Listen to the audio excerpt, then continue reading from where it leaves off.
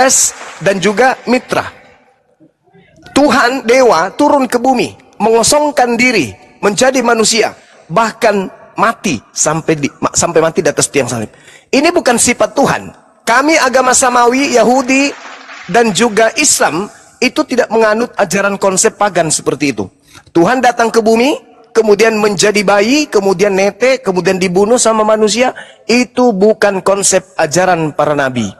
Makanya Yesus mengatakan bahwa di dalam Yohanes 7 nomor 28-29, apa kata Yesus? Kamu memang mengenal Yesus, tapi kamu tidak mengenal Bapa yang telah mengutus aku. Dua oknum. Kamu memang mengenal aku, kata Yesus, tapi kau tidak mengenal Bapakku yang ada di langit. Itu jelas pernyataan Yesus. Itu ajaran samawi. Sedangkan kalau Anda mengatakan bahwa Anda Kristen pengikut Yesus, salah. Anda pengikut Paulus, penganut ajaran paganisme, dewa-dewa Roma turun ke bumi, mengosongkan diri, mati di atas salib untuk dosa-dosa Paulus in the gang. Itu fakta. Makanya jelas sekali itu, Bung. Coba Anda lihat apa yang terjadi terhadap Nabi Muhammad. Di sekeliling Nabi Muhammad itu syarat dengan ajaran paganisme. Orang-orang Quraisy itu paganisme yang taat. Mereka banyak memiliki berhala-berhala. Tapi ketika Nabi Muhammad datang, mengajak mereka menyembah kepada Rabbus Samawati wal Ardh, Tuhannya negeri Mekah. Mereka menanggalkan akidah mereka, melepaskan ajaran mereka, lalu mereka satu komando menuju kepada la ilaha illallah Muhammad Rasulullah. Begitu merambah ke sejazirah Arab. Bagaimana dengan ajaran Paulus yang lahir di Tarsus? Apakah merambah ke Yerusalem? Terus Rasul Yohanes. Bagaimana dengan ajaran Paulus yang pengikutnya Rasul Yohanes bagaimana? Kalau Petrus dan Yohanes dikatakan oleh Yesus di dalam Matius 24 nomor 24, iblis yang datang kemudian berupa Kristus dan nabi palsu juga akan menyesatkan murid-murid Yesus. Jangan heran kalau Anda mengatakan Petrus, Yohanes juga itu kemudian jadi miring dibuatnya. Karena Yesus sendiri mengatakan ketika penyesat itu muncul, maka dia juga akan menyesat. Matius 24 nomor 24. Silakan Anda baca dulu, habis itu Anda komentar.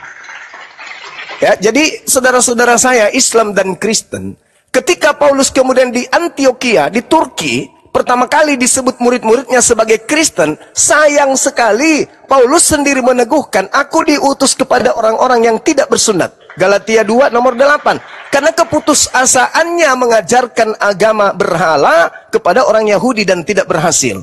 Bahkan kalau Anda melihat bagaimana dia mengatakan dirinya, dia mengatakan diri dalam Galatia 1 nomor 15. Aku diutus kepada non-Yahudi. Cerminan bahwa dia sudah keluar dari koridor yang Yesus ajarkan kepada muridnya Bani Israel. Jangan ke orang Samaria. Jangan ke bangsa lain. Tapi pergilah kepada domba-domba yang sesat dari umatku Bani Israel. Matius 10 nomor 5 nomor 6. Maka Anda Kristen dari Barat yang dibawa oleh penjajah masuk ke Nusantara inilah yang menjadi korban daripada Kristus yang datang kepada Paulus. Itu fakta, itu real. Saya belum pernah menemukan ada Bani Yakub. Apakah itu dari Benyamin, apakah itu dari Natal, apakah itu dari Nat, apakah itu dari Yusuf, apakah itu dari Yehuda, Israel yang datang ke Indonesia menjadi tokoh agama Kristen. Semuanya dari Barat yang mengajarkan agama Kristen itu. Kenapa? Karena Paulus sudah mengatakan, aku diutus kepada non-Yahudi. Coba Anda renungkan. Yesus diutus kepada orang Yahudi. Paulus diutus kepada non-Yahudi. Supaya Paulus ini dianggap kemudian orang benar, maka kalian mengatakan kami ini adalah pengikut Yesus. Padahal bukan. Anda saudaraku Kristen pengikut Paulus. Makanya Paulus itu diumpetin. Di mana-mana Kristen tidak berani membahas tentang Paulus. Nggak berani. Kenapa nggak berani? Boleh? Oke. Boleh kita bahas? Oke. Dasar-dasar keimanannya Juma mengatakan Paulus itu seperti itu apa? Apakah Quran menjelaskan? Sabar kawan, sabar. Al-Quran mengatakan fawailul lilladzina yaktubuna al-kitaba biaidihim thumma yaquluna hadza min indillah. Celakalah orang. Celaka enggak Paulus? Celakalah orang yang menulis sebuah buku. Di mana Paulus dibahas dalam Quran? Bahwa Paulus tidak benar. Tadi Anda bertanya kan samaku? Iya. Saya mengatakan dalam Al-Quran surah Al-Baqarah ayat berapa itu teman-teman? Ayat 79 ya teman-teman. Fawailul lilladzina yaktubuna alkitaba bi aidihim. Celakalah orang yang menulis kitab dengan tangannya sendiri.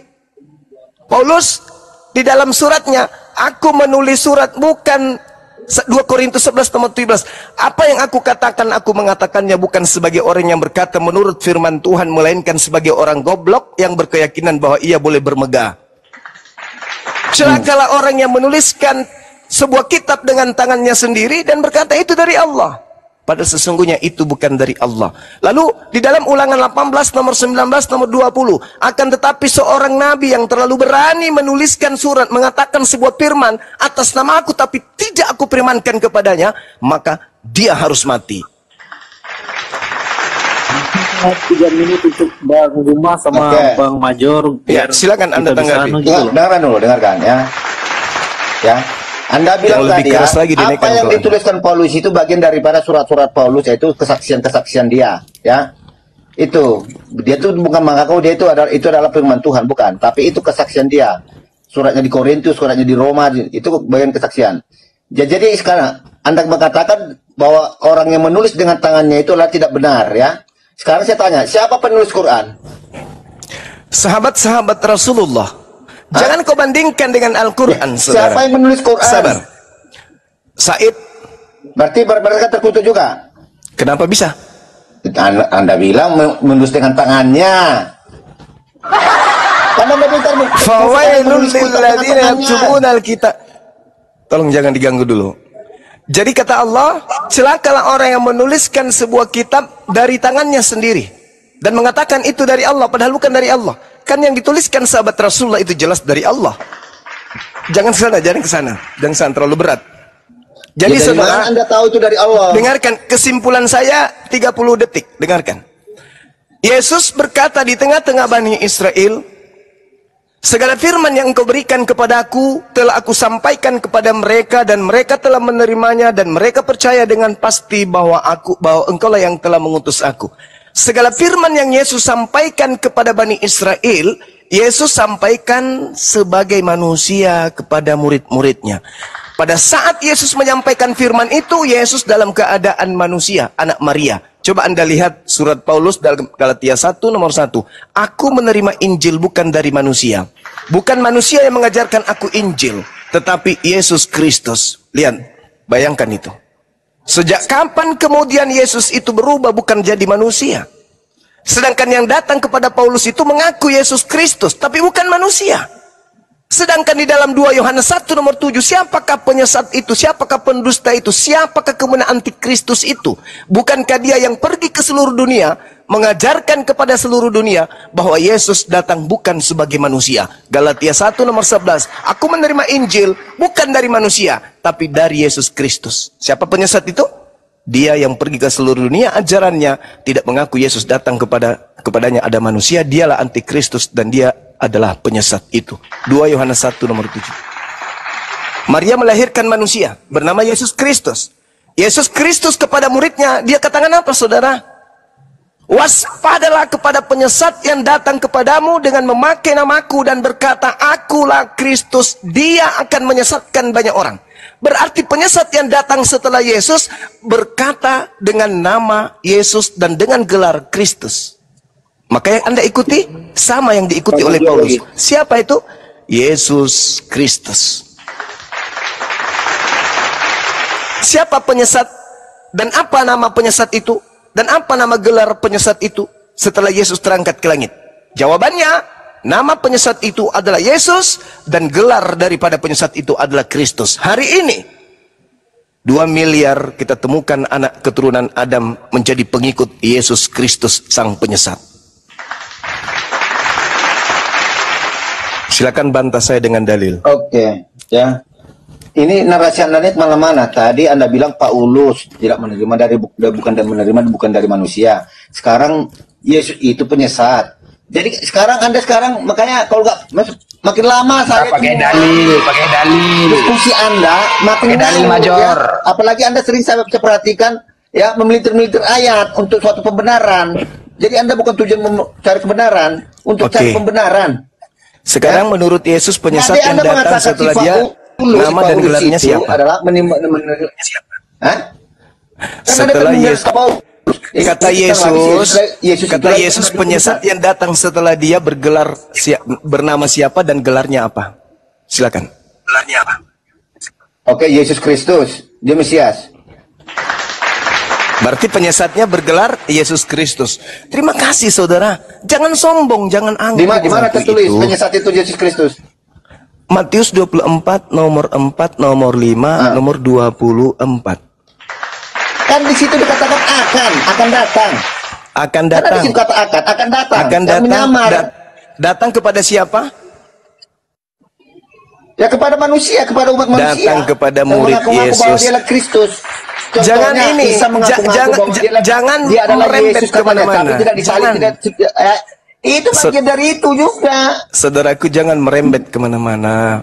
Yesus menasihati muridnya yang seangkatan dengannya, yang hidup, makan, duduk bersama, berlari bersama, sembunyi bersama. Hei muridku, waspadalah, sebab akan datang kepadamu. Kepada siapa? Kepada muridnya. Tahun berapa? Abad pertama. Siapa yang datang membawa-bawa nama Yesus Kristus kemudian? Pertama, akulah Yesus yang kau aniaya. Tuh, awalnya tuh. Yang datang berupa cahaya kepada Paulus ini bukan manusia. Lalu apa, Rek? Bukankah Yesus itu telah menjadi daging? Bukankah Yesus, Paulus sendiri berkata, Theos datang ke atas muka bumi, mengosongkan dirinya, tidak mempertahankan keteosannya, melainkan dia mengambil rupa hamba dan menjadi seorang manusia. Itu konsep. Makanya Al-Quran mengatakan, wa makaru wa makarallah. Mereka mencoba untuk menipu, tetapi Allah kemudian membalas kejahatan mereka. Dan sungguh Allah adalah sebaik-baiknya pembalas kejahatan. Itu fakta, itu real. Di sisi lain Theos datang jadi manusia. Di sisi lain dia berkata yang datang kepada yang memberitakan Injil itu bukan manusia. Kalau Anda berakal, munafik seperti ini tidak layak Anda jadikan sebagai suri teladan dalam beragama. Silakan. Oke.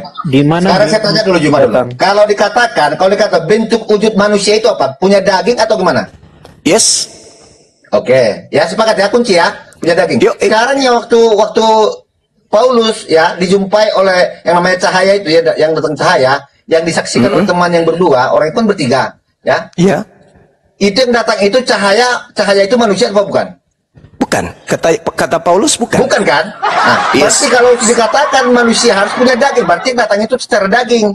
Itu manusia. Nah, berarti yang datang kepada Paulus cuma cahaya. Yesus berkata dalam Lukas, itu bentuk roh, tapi itu pribadi Yesus, bukan kedagingannya. Iya, sah-sah saja. Itu pembelaan saudara sebagai orang yang telah disesatkan. Itu ada yang menyaksikan. Sekarang waktu Nabi Anda menerima wahyu di Gua Hira, bagaimana Anda meyakini kalau itu Allah yang memberikan wahyu kepada Jibril? Ajarannya tengok sekarang. Iya, bagaimana Anda bisa menjelaskan? Jelaskan dulu bahwa itu betul-betul Allah memberikan wahyu kepada Jibril kepada Nabi Anda. Sabar dulu. Anda lihat di dalam kitabnya orang Yahudi, Bilangan 12 nomor 6. Mudah-mudahan saya tidak keliru. Kita satukan kemudian persepsi supaya kita tidak bias. Dengarkanlah perkataanku ini.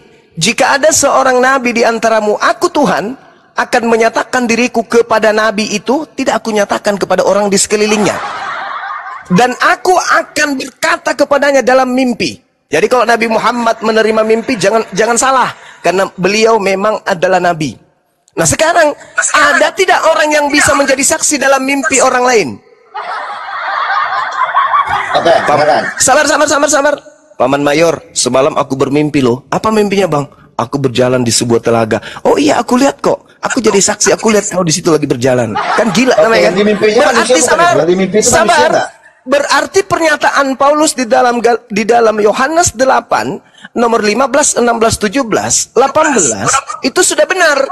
Apa kata Yesus? Jika engkau menghakimi, aku tidak menghakimi, kata Yesus. Tetapi kalau aku menghakimi, penghakimanku itu benar. Kenapa?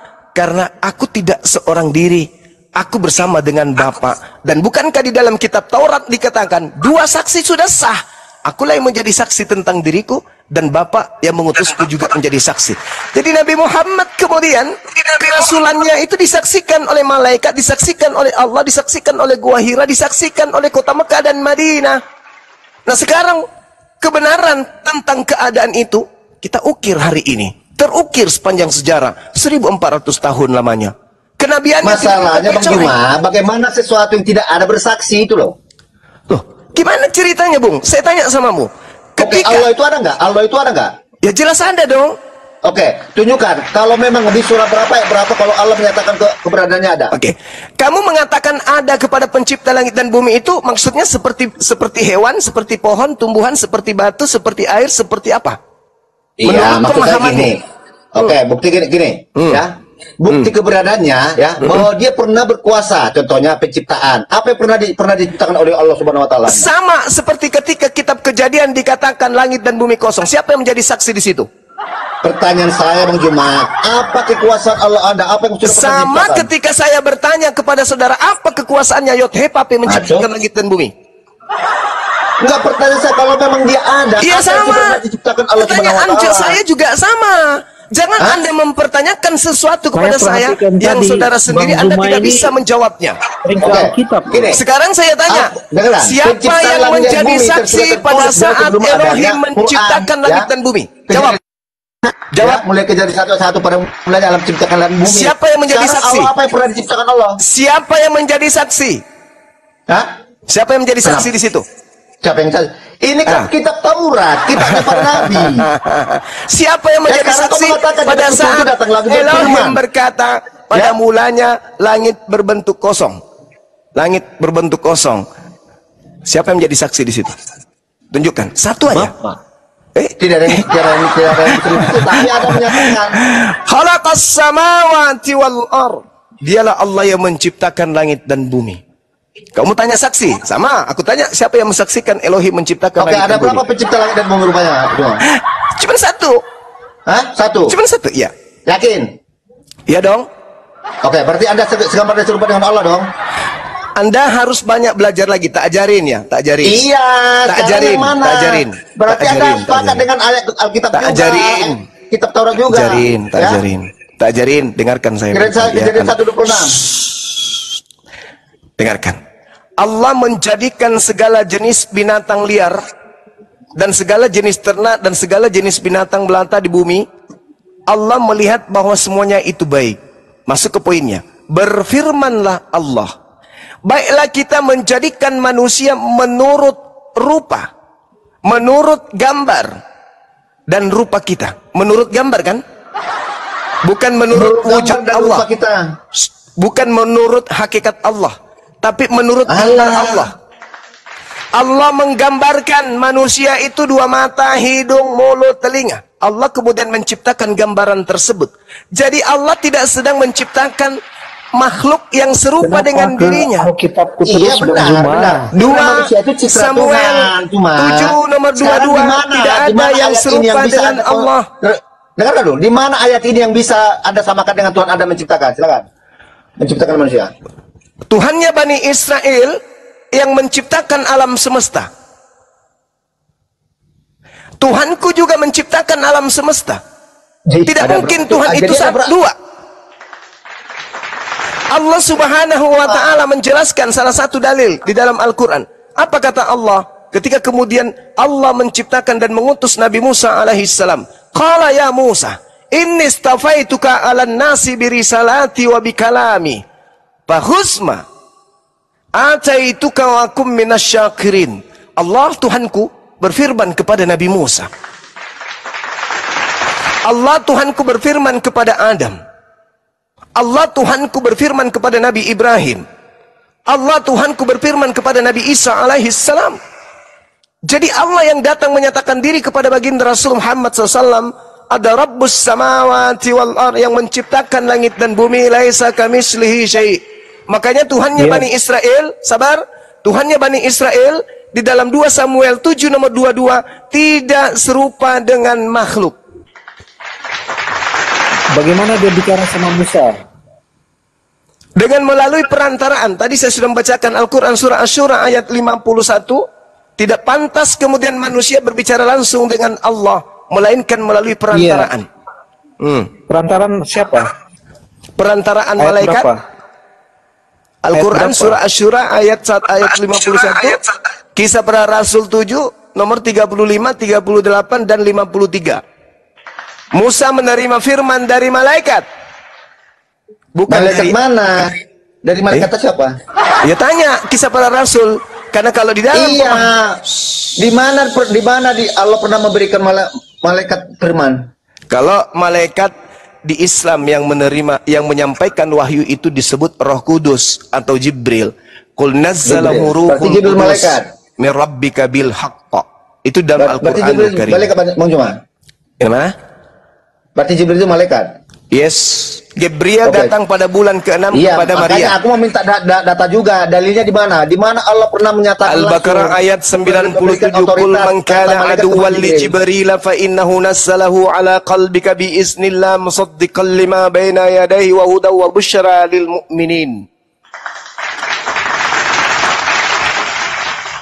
Jadi, saudara, kembali kepada tema yang datang kepada kalian yang mengaku Yesus Kristus itu yang mati untuk Paulus itu bukanlah nabi kami yang di tengah-tengah Bani Israel lahir tanpa ayah. Itu adalah makhluk halus yang kemudian datang kepada Paulus mengaku Yesus Kristus yang membuat hari ini Anda melantik yang namanya Kristus ini setara dengan pencipta Tuhannya Yahudi. Hanya iblis yang mau menyatarai Tuhan. Dan Anda adalah pasukan iblis yang melantik Kristus setara dengan pencipta langit dan bumi. Yesus ketika datang di tengah-tengah Bani Israel bersaksi. Ada kesaksianku yang lebih penting dari kesaksian Yohanes Pembaptis. Bahwa semua pekerjaan mujizat, kekuatan dan tanda-tanda yang aku lakukan di tengah-tengah Bani Israel, semua itu bersaksi bahwa Bapaklah yang telah mengutus aku. Bukan Bapa yang menjadi aku, tetapi Bapa mengutus aku. Bedakan Bapa menjadi Yesus dengan Bapa mengutus Yesus. Hanya akalah yang bisa menghantarkan Anda keluar dari ajaran tersebut. Yang benar itu siapa? Isa atau Yesus? Yang benar itu adalah Isa alaihissalam. Isa itu terjadi di abad keberapa dia itu? Isa alaihissalam itu adalah nabi kami yang datang ke tengah-tengah Bani Israel. Sabar, jangan emosi. Sabar, ini ujian. Ya, jangan emosi. Nabi Isa alaihissalam disebut oleh Bani Israel dengan sebutan Yosua atau Iso dalam bahasa Aramaik atau bahasa Suryani. Sedangkan Yesus itu adalah tokoh fiktif yang dijual Paulus kepada Bani Guguk atau Bani Romawi dan Yunani. Tidak ada kemudian Yesus itu mati terkutuk. Tidak ada Yesua Hamasia mati terkutuk. Itu enggak ada. Tidak ada. Apa yang membuat Yesus Kristus anak Maria yang kami sebutkan dengan Yesua Hamasia atau Isa Al-Masih ini terkutuk? Tolong saudara Kristen pertanggungjawabkan mulut kalian. Pertanyaan saya Bang Juma, dia berapa kisah Isa itu di muka bumi ini? Dengar. Tolong Anda tunjukkan kepada saya satu dosa yang dilakukan oleh Isa putra Maryam atau Yesus putra Maryam yang membuat dirinya mati terkutuk. Tunjukkan. Tunjukkan kepada saya. Silakan. Ya, dosanya itu dia membuat burung dari tanah. Hai. Bismillah. Tidak ada izin Allah. Saya kasih dalil. Saya kasih dalil kepada saudara Kisah Para Rasul 2:22. Di situ diterangkan kemudian oleh Lukas asisten Paulus dalam hasil penyelidikannya. Apa kata dia? Hai orang-orang Israel, ya Bani Israel, dengarlah perkataan ini. Yang aku maksudkan adalah Yesus dari Nazaret. Seorang yang telah ditentukan, sabar, ini ujian, sabar, ini ujian. Seorang yang telah ditentukan oleh Allah dan yang dinyatakan kepadamu dengan kekuatan-kekuatan dan mukjizat-mukjizat dan tanda-tanda yang dilakukan oleh Allah melalui perantaraan Yesus di tengah-tengah kamu seperti yang kamu tahu. Jadi tak ada satupun yang terjadi terhadap Yesus, Nabi Isa alaihissalam dalam Al-Quran selain biiznillah, dengan izin Allah. Allah yang melakukan, bukan Nabi Isa. Tapi Nabi Isa yang mempraktekkan di tengah-tengah Bani Israel. Yohanes 5 nomor 30, aku Yesus tidak dapat berbuat apa-apa dari diriku sendiri.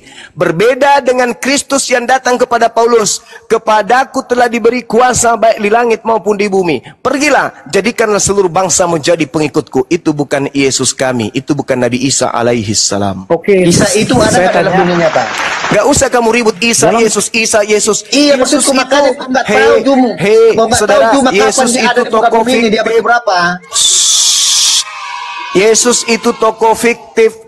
Maria Isa itu ada nggak? Miriam. Isa itu ada nggak? Isa hidup di zaman apa?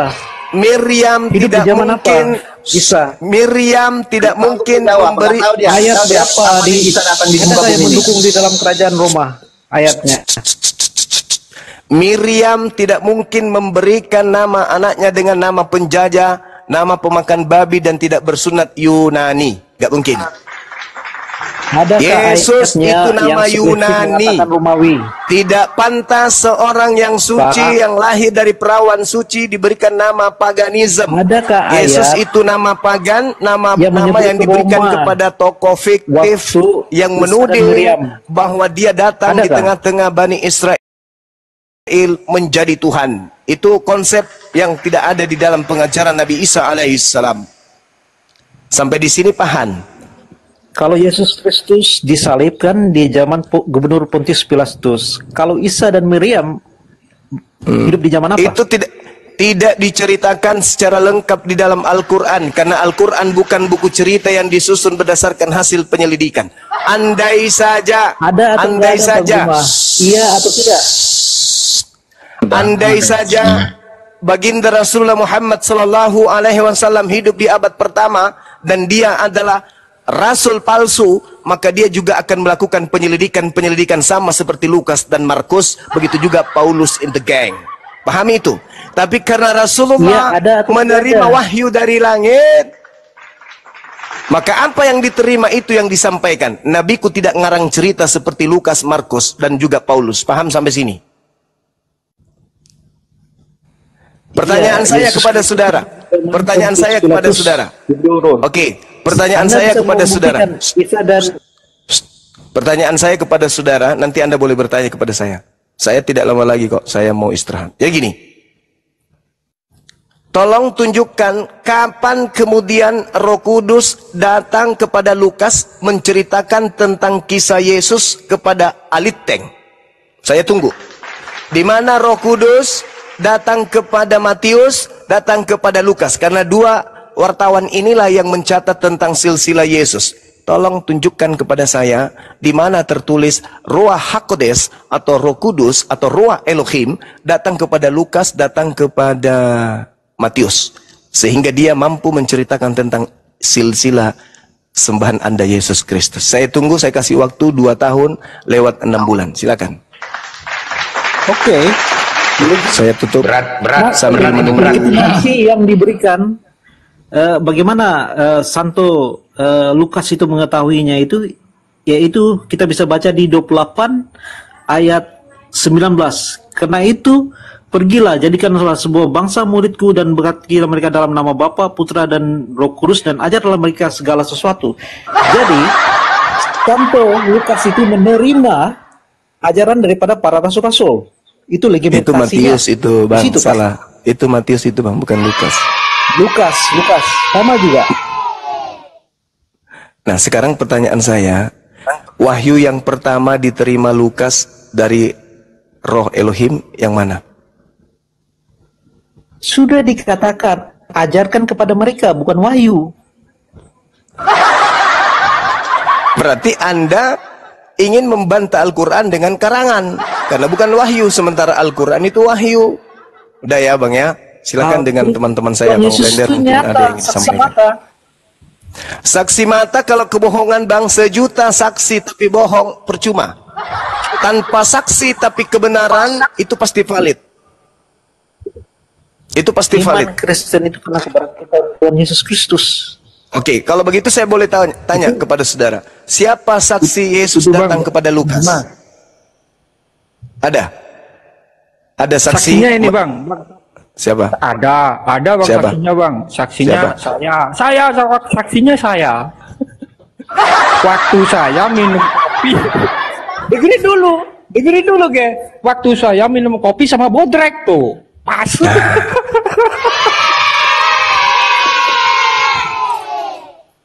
Silakan, Bung. Kamu kan melakukan Kristen sih. Berdiskusi dengan teman-teman saya yang lain, silakan.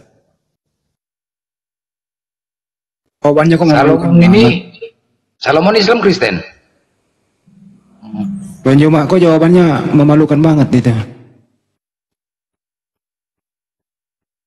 Bukan Orang wahyu. yang sakit yang naik. Bukan wahyu, berarti ya. Sudah bacakan ya di Lukas 1 ya. Lukas sendiri menjawab Anda semua ya. Ya, silakan. Tefelus yang mulia, banyak orang telah menyusun suatu berita tentang peristiwa yang telah terjadi di antara kita, seperti yang disampaikan kepada kita oleh mereka yang dari semua saksi mata dan pelayan firman. Saya ulangi lagi, seperti yang disampaikan kepada kita oleh mereka yang dari semua adalah saksi mata dan pelayan firman. Siapa itu Sesuaikah mereka? Matius 28 Siapa ayat mereka 19 itu, Bang? tadi? Siapa mereka itu, Bang? Rasul Petrus, Rasul Yohanes. 11 rasulnya masih hidup. Jadi yang dituliskan Lukas ini wahyu atau hasil penyelidikan? Ya sudah disampaikan itu, kamu udah dengar tadi saya bacakan kepada Iya. kamu. Wahyu atau hasil penyelidikan? Saya ulangi lagi ya. Tinggal dijawab aja, tinggal Tefelus dijawab. mulia, Saya udah tahu itu. banyak orang telah berusaha menyusun suatu berita tentang peristiwa-peristiwa yang telah terjadi di antara kita. Nah, ini dia mau menyusun ini.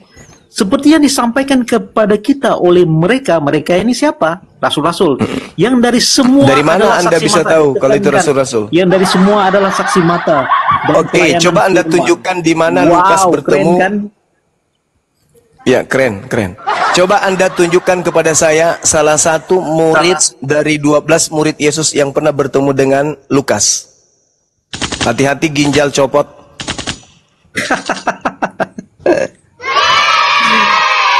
Tidak dijelaskan itu sangat.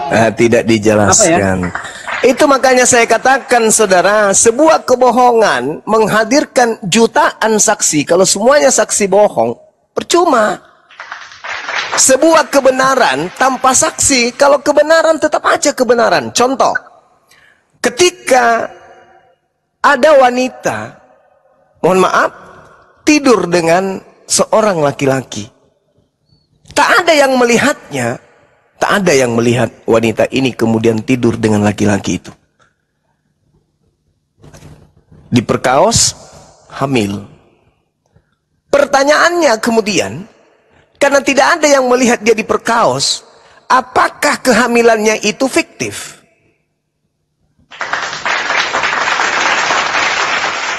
Sama ketika ada anak kecil berjalan di gelapnya malam, tiba-tiba digilas sama kendaraan, mati dia. Anak tersebut dibuang kemudian ke jurang. Karena tak ada yang menyaksikan, apakah kematiannya itu fiktif?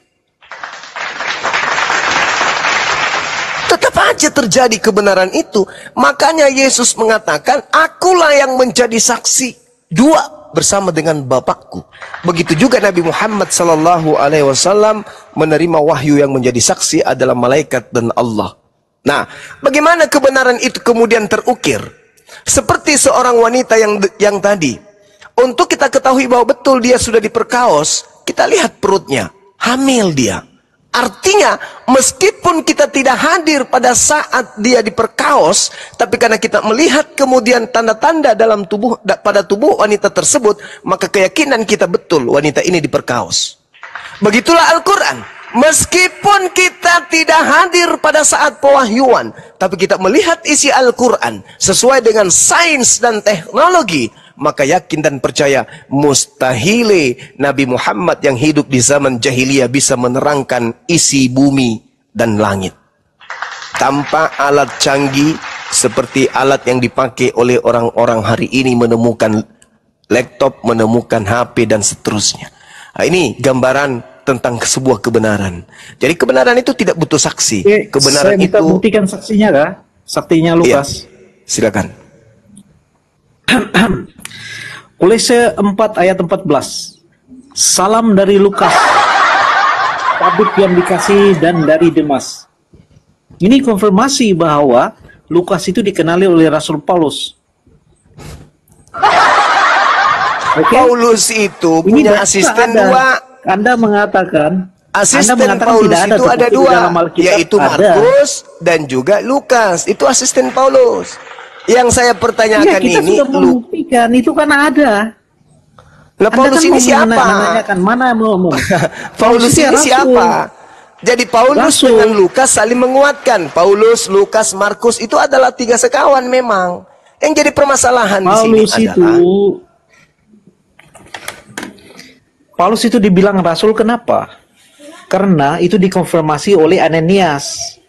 Ananias ini Kalau siapanya Yesus? Rasul Paulus Ananias itu mengklaim ini dirinya siapanya sendiri, Yesus? mungkin masih bias. Tapi Ananias ini siapanya Yesus? Ananias itu satu daripada muridnya Tuhan Yesus. Di mana Kisah dalilnya para Ananias Rasul. adalah murid Yesus? Kisah Di mana para dalilnya? Rasul. Oke, saya Kisah bacakan para ya Rasul biar berapa? tidak ada. Ya, silakan. Kisah para Rasul berapa? Kejap Pak, tak cari dulu ya. Sejak kapan Ananias murid Yesus?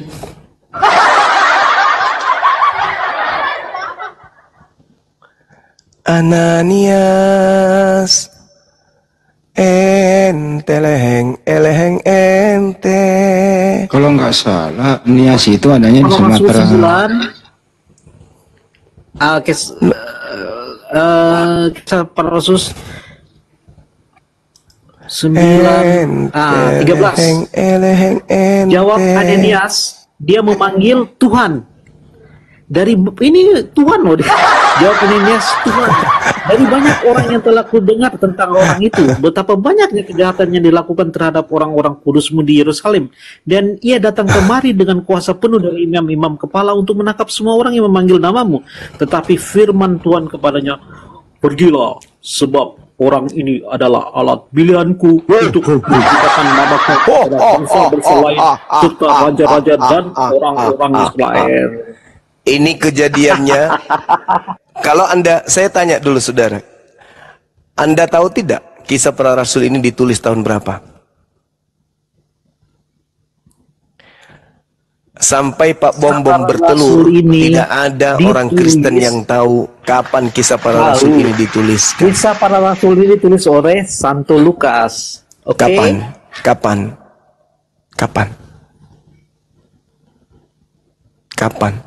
Dan saudara harus tahu bahwa Lukas menulis surat itu diperuntukkan kepada seseorang bernama Theophilus. Bukan untuk seluruh umat manusia. Silakan baca Kisah Para Rasul 1. Hai Theophilus, dalam buku kau yang pertama. Ingat, Lukas itu. Sekarang pertanyaan saya, ini kedua, Lukas Hai ini Theophilus, menulis surat untuk siapa? Aku menulis tentang segala yang dikerjakan oleh Yesus sampai pada hari dia terangkat. Saudara, Lukas ini menulis surat untuk siapa? Untuk Theophilus. Bukan untuk kita kan? Ya ini kan kesaksian. Loh, Theophilus yang mulia, banyak orang yang berusaha menyusun. Siapa orang-orang itu? Apa hasil susunan-susunan berita dan peristiwa yang terjadi? Boleh nggak saya minta? Saya ingin baca untuk membandingkan dengan apa yang disusun Lukas. Kan ini kan karya ilmiah menurutnya. Maka muncul pertanyaan saya, Theophilus ini sopere. Ternyata Lukas menulis surat hanya untuk satu oknum saja. Anda lihat data sebelumnya di data nomor 3 dan nomor 4. Karena itu setelah aku menyelidiki segala peristiwa itu dengan seksama dari asal mulanya, aku mengambil keputusan untuk membukukannya dengan teratur untukmu. Supaya engkau, Theophilus, dapat mengetahui bahwa segala sesuatu yang diajarkan kepadamu sungguh benar. Lukas dan Kisah Para Rasul adalah sebuah buku karya ilmiah hasil penyelidikan seorang Lukas, diperuntukkan untuk satu manusia saja, yaitu Theophilus, bukan untuk seluruh dunia. Makanya jawabnya Lukas di ayat 1. Makanya Theophilus yang mulia, banyak orang telah berusaha menyusun suatu berita peristiwa yang telah terjadi di antara kita. Udah selesai, saudara. Selesai. Lukas menulis kisah para rasul dan buku Lukas. Buku Lukas ini ditulis oleh Lukas untuk satu orang, yaitu Theophilus. Bukan untuk tapi dia Kristen menerima sedunia. Dari pelayan firman saudara, itu. Lukas ini Bagaimana? menulis surat untuk seorang. Begitu juga Paulus. Karena Paulus itu menulis surat bukan untuk seluruh dunia. Paulus itu menulis surat bukan untuk seluruh dunia. Paulus itu menulis untuk orang-orang tertentu saja. Belakangan surat-suratnya diambil oleh Kekaisaran Roma, lalu kemudian mereka jadikan sebagai kitab untuk melancarkan aksi mengajak orang-orang di negara bangsa-bangsa di bawah jajahannya untuk menyembah kepada dewa mereka. Saya bacakan kepada saudara, tolong dicatat. Roma itu ditulis tahun 55 sampai 57. Korintus ini ditulis tahun 55 Ini jawaban 57. Yesus sama kamu langsung, Pak Juma. Ini jawaban Yesus sama kamu langsung. Kisah para Rasul 9 ayat 16. Aku sendiri akan menunjukkan kepadanya betapa banyak penderitaan yang harus ia tanggung oleh karena namaku. Terus? Ini lagi meditasi daripada Tuhan Yesus langsung. Kisah para Rasul dan juga Lukas itu ditulis untuk Theophilus titik. Untuk Theophilus surat itu ditulis. Dengarkan saudara, izinkan saya menyelesaikan dulu skripsi saya, tesis saya tentang apologet Kristen ini. Ketika berbicara mengenai surat Korintus itu ditulis untuk orang-orang yang ada di Korintus, di Korintia Tengah, Selatan, Yunani. Begitu juga dengan surat Filipi. Filipi itu ditulis kemudian untuk orang yang ada di Filipi Municipal, Filipoi di Yunani. Kolose itu ditulis untuk orang yang ada di Kolose, di kota kuno, di Frigia Utara, Laodikia. Galatia itu ditulis untuk orang yang ada di Galatia di antara Turki. Di antara Turki inilah kemudian orang-orang jemaat-jemaat Galatia itu menerima surat Galatia. Filemon ini ditulis oleh Paulus untuk orang yang bernama Filemon, orang yang hidup di Kolose di wilayah Efesus. Kemudian Titus ini menulis surat untuk seseorang anak yang bernama Titus di Antioquia. Kemudian Efesus ini Paulus menulis surat untuk orang kudus yang ada di Efesus, penyembah dewa Yunani yaitu dewa Artemis. Kemudian Tesalonika ini ditulis oleh Paulus kepada orang yang ada di Tesalonika, kota di Yunani Utara. Kemudian Timotius ini ditulis untuk seorang manusia yang disebut sebagai manusia Theos atau manusia Tuhan.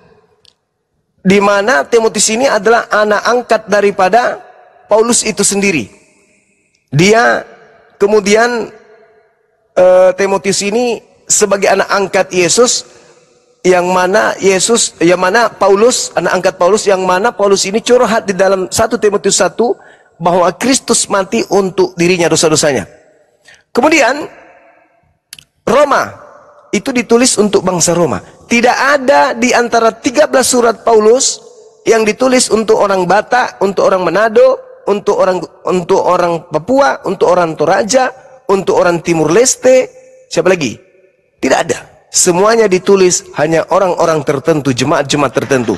Akan tetapi penguasa kala itu, yaitu Imperium Romawi, mengambil surat itu dan dikirim ke wilayah-wilayah jajahannya untuk dijadikan sebagai kitab suci. Untuk dijadikan sebagai kitab yang dianggap suci. Itulah yang terjadi. Begitu juga ketika masuk ke Nusantara, dibawa oleh Kerajaan Belanda. Bisa jawab? Silakan. Tolong tunjukkan surat Paulus yang diperuntukkan untuk orang Indonesia. Oke, satu saya jawab. Silakan. Ya. Oke. Anda mengerti jemaat Allah? Makna jemaat Allah? Jemaat semisal gitu. Jemaat semisal. Jemaat Allah di Korintus. Apa gitu? Anda mengerti? Hah? Kepada jemaat Allah di Korintus. Mana ada? Siapa nabi yang diutus ke Korintus? 1 Korintus 1 ayat 2. Tidak ada nabi diutus ke sana. Nabi siapa yang diutus ke Korintus? Nabi siapa yang diutus ke sana mengajar? Jemaat Allah, Anda mengerti? Jemaat dewa. Itu disebut Jemaat Korintus, dewa. tapi bisa digunakan kepada seluruh saudara, bangsa. Tolong jangan memperkosa isi Al-Quran. Oke? Kita Pak, bukan Al-Quran. Korintus itu berada di tengah Yunani, di Korintia, di tengah selatan Yunani. Di situ Tuhan pencipta langit dan bumi tidak pernah mengutus nabi ke Yunani, Bang. Jemaah Allah itu ya semua orang Kristen. Jangan kau katakan jemaah Allah. Yang ada di Korintus itu jemaat Theos, itu baru betul. Jemaat Theos, karena orang Yunani itu tidak menyembah Eloa Abraham, Eloa Isa, Eloa Yakub. Mereka menyembah dewa Hercules, dewa Mitras, dewa Yunani. Jangan kau bawa-bawa Tuhan Allah ke situ. Theos, Tuhan Theos, Tuhan dewa. Jemaat yang ada di Korintus itu menerima surat dari Paulus, dan asistennya Paulus itu bernama Sontenes. Itu yang kemudian bersama dengan Paulus menulis surat untuk orang-orang Korintus di Korintia, tengah selatan Yunani. Di situ tidak ada Eloa Abraham. Di situ adanya Theos, Hercules, Attis, dan Horus. Jangan kau kotori lisanmu dengan sesuatu yang menyangkali kemudian sejarah. Ya kawan ya. Jadi tak ada satupun surat Paulus yang dituliskan untuk orang Indonesia. Semua surat Paulus itu untuk oknum-oknum tertentu saja. Kalian aja yang mau diperbedais dengan adanya doktrin dan dogma dari Barat. Lagi-lagi fulus, lagi-lagi demi supaya tergerus isi dompet perpuluhan di gereja. Ya oke, saya karena Anda berapa mengerti kenaik, tunggu sedikit kenaik. Izin. Silakan bahasa Inggris saja ya. Kenaik sebentar izin. Emang, woi, kenaik. Aduh, bahasa Inggris pula kau lagi. Kenaik, izin sebentar. Kita bahas sampulnya. Definisi kitab suci itu apa sih sebenarnya?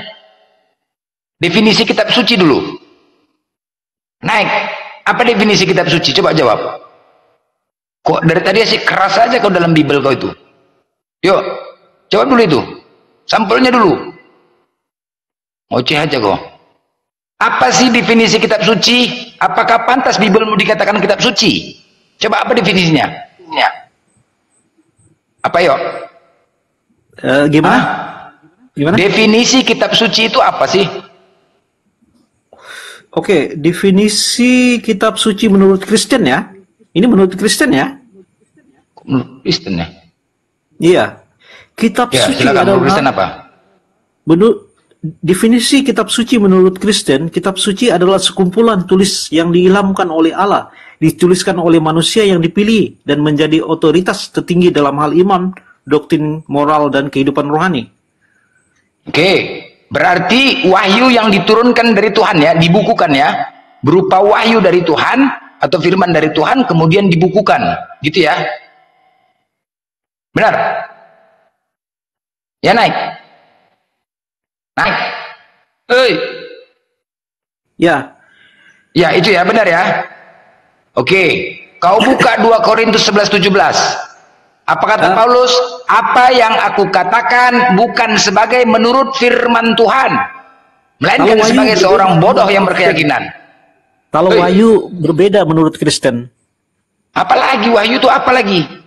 Wahyu berarti pernyataan atau pengungkapan. Tadi kan kau mengatakan bahwasanya wahyu dari Tuhan. Kan kau mengatakan itu tadi. Ya, ini kan pengertiannya berbeda lagi. Ya udah, wahyu dari Tuhan kemudian dibukukan. Bener kan? Beda. Apa beda? Tadi kau ngomong gitu, nipu aja kau. Saya nggak nipu. Nipu lah, Bos. Tadi kau ngomong seperti itu. Wahyu dari Tuhan kemudian dibukukan. Kan itu yang kau bilang. Tadi kan Anda minta definisi kitab suci, bukan wahyu. Iya. Anu ini gimana kau tadi sih? Menyatakan. Anda yang salah pertanyaan. Iya, tadi kau menyatakan wahyu dari Tuhan loh.